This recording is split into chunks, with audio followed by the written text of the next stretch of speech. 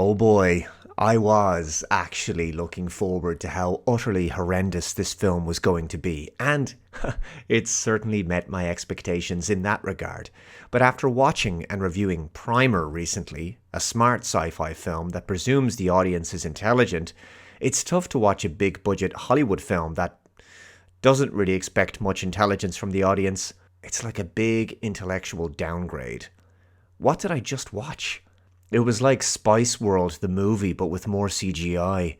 A few people have joked how much the script feels like it was written by AI. The amount of lines of dialogue we've either heard in other MCU films, everything about the writing just feels generic and lazy. I mean, in the final fight with the main villain, Darben, Captain Marvel literally says, "It's over, Darben!" How many times has a superhero said that line in a final fight with a villain in other movies? "It's over, Luther. It's over, Riddler." It's one of those lines that is so cliched, you just can't help but roll your eyes when you hear it, and yet you expect it from a film this generic. The villain, incidentally, is about as one-dimensional and wooden as you can imagine. So while she's out getting revenge on Captain Marvel, there's a B-plot involving Monica Rambeau and Carol Danvers concerning Monica's mother, Maria, who was in the first film. She's subsequently died of cancer. The whole B-plot can be summed up pretty quickly, as it is a fairly stock-standard, mild to moderate character trauma backstory. Monica is upset with Carol for not being there for her after her mother's death, and Carol had promised she was going to come back. But Carol didn't come back because Carol is a superhero with almost unlimited superpowers, and she was needed throughout the universe to save people. This is a particularly paper-thin character story for the character of Monica. We've seen this kind of story arc recycled dozens of times in other films. In fact, I'm trying to think of any aspect of the story and character story arcs in this film that don't feel like they were recycled from similar movies. As per bog standard, the villain is in search of one half of a magical MacGuffin. In Transformers: Rise of the Beasts, it was a key that has been separated into two parts. In Indiana Jones and the Dial of Destiny, it was the dial which has been separated into two parts. And in this film, it's two bracelets, one that the villain finds and the other that Miss Marvel has in her possession. I mean, this is hardly original stuff. I won't bother with a full plot breakdown, there's not really much here to talk about. The trailer also gives away the story anyway, which is effectively an off-the-shelf, cookie-cutter MCU movie plot that you've seen a dozen times by now. I was immensely bored. The film also lacks fun, energy, and decent humour. Then there's Kamala Khan, who idolizes Captain Marvel and provides some light, very light comic relief in the film, though she does spend some of the movie annoyingly screaming. The leaks that came out for this film some time ago were spot on, incidentally, though they didn't mention the extremely brief cameo of Tessa Thompson as Valkyrie. I'm not sure why she's in there, to be honest. I mean, if you're going to have a cameo in your film of a character that you hope will entice people to pay money to go and see the film, make sure the character is A, very popular, and B, in the film for more than a brief moment. I mean, she's in this movie for about 2 minutes, and I think she only has like 6 lines of dialogue. Valkyrie is an uninteresting secondary character, introduced in Thor Ragnarok. She's not exactly a major player in the MCU franchise. I will say some of the fight scenes in this film are decent enough because of the unique element of the 3 primary characters, Captain Marvel, Monica Rambeau, and Miss Marvel, having all of their powers intertwined. But aside from that, the story is weak, there's no emotional depth to the film at all, and everything about the movie feels paint by numbers. It feels safe, bland, mediocre. I mean, it's so formulaic, just like many recent MCU outings.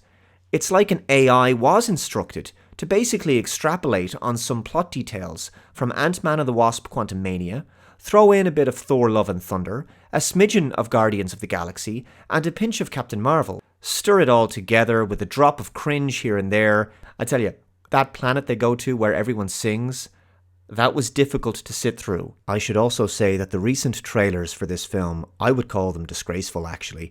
I mean, they tried over and over to connect this film to Endgame and Infinity War in the trailers. They kept using footage from those movies to sort of piggyback on their success, to basically make people believe that The Marvels is somehow a continuation of the Infinity War and Endgame stories.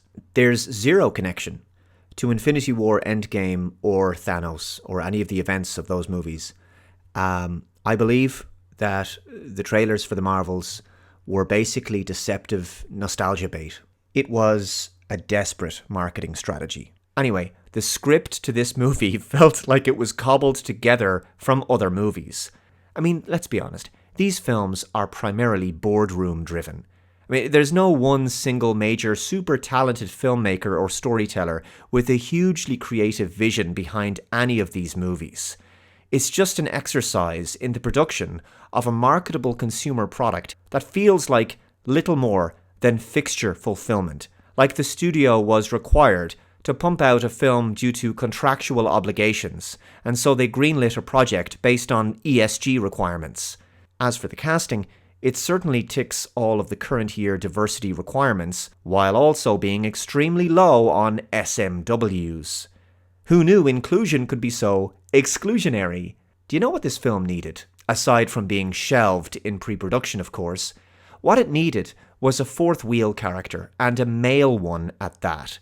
I mean, the ladies need a reason to want to go to see the film as well. Now, of course, that would never have happened, but it needed name recognition and a popular male character from the franchise, who would also potentially serve as a love interest for, say, Monica, perhaps while also being an action star in the film. If the budget of this film hadn't been blown on so many reshoots, if someone had have had a clear and concise vision from the start, money could have been saved and put aside for the inclusion of someone like Chris Pratt, perhaps. His character of Peter Quill, Star-Lord, from Guardians of the Galaxy, is technically available because the character is now on Earth. I would have renamed the film The Marvels featuring Star-Lord, giving the movie more marketability. Of course, I would also have strongly stipulated that at no point in the film would Peter be kicked in the nuts or put in his place by a strong, independent woman. Shockingly, he'd have to be treated as an equal with the other three female lead characters. But who am I kidding? This is a Disney Marvel film in 2023, and sometimes I say the silliest things. And besides which, by even me suggesting this alternative version of the film, I'd only be also falling into the trap of simply making a film for the sake of churning out another Hollywood blockbuster. But busting blocks this film most certainly won't be doing, as box office predictions are looking less than stellar for the Marvels. Even a cameo from the Beast at the end of the movie can't save it. The Marvels is the hardest pass of the MCU yet, and the superhero movie you've been waiting to not go and see. Thank you very much for watching. Let me know your thoughts in the comments below. Take care, and I'll see you next time. Bye-bye.